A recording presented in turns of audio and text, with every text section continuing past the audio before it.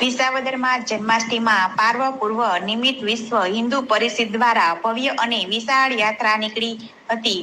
મટકી ફોડવાના કાર્યક્રમ યોજાયા. વિસાવદરમાં જન્માષ્ટમી પાવન પૂર્વ નિમિત્તે વિશ્વ હિન્દુ પરિષદ તેમજ બજરંગ દળ દ્વારા આયોજિત ભવ્ય અને વિશાળ રથયાત્રા નીકળી. આ રથયાત્રા રામ મંદિરથી શરૂ થઈને વિસાવદર શહેરના મેઇન બજાર, રેલવે સ્ટેશન રોડ, સરદાર ચોક થઈને પાછી રામ મંદિરે પૂર્ણ થઈ હતી. રથયાત્રા દરમિયાન મંદિર ચોકમાં તેમજ જગન્નાથ મંદિર આયોજિત મટકી ફોડતાના કાર્યક્રમ યોજાયો હતો.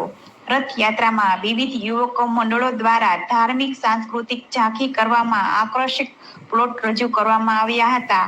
આ રથયાત્રામાં ઝરમર વરસતા પણ શહેરીજનો તેમજ આગેવાનો અને વિશાળ સંખ્યામાં ગ્રામજનો જોડાયા હતા અને ઉમંગથી ભાવભરે જન્માષ્ટમી પૂર્વની ઉજવણી કરવામાં આવી હતી.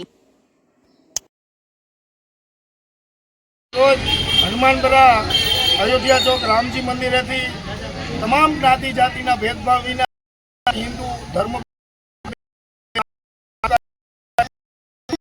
ભવ્ય હનુમાનપરા લતાવાસીઓના ગલીએ ગલીએ ઘરે ઘરે જઈ કાળિયા ઠાકોર દ્વારકાધીશ કૃષ્ણ ભગવાનનો જન્મ નિમિત્તે આજે અમે કરેલ હતું અને ભગવાન કૃષ્ણ પ્રાર્થના કરું છું કે ભાવ સુધી આ હનુમાનપરા રહે ત્યાં સુધી આવીને આવી ભવ્યમાં ભવ્ય શોભાયાત્રા નીકળે એવી ભગવાન પાસે પ્રાર્થના અને દરેક ધર્મપ્રેમી ભાઈઓ બહેનોને નમ્ર વિનંતી. જય શ્રી કૃષ્ણ.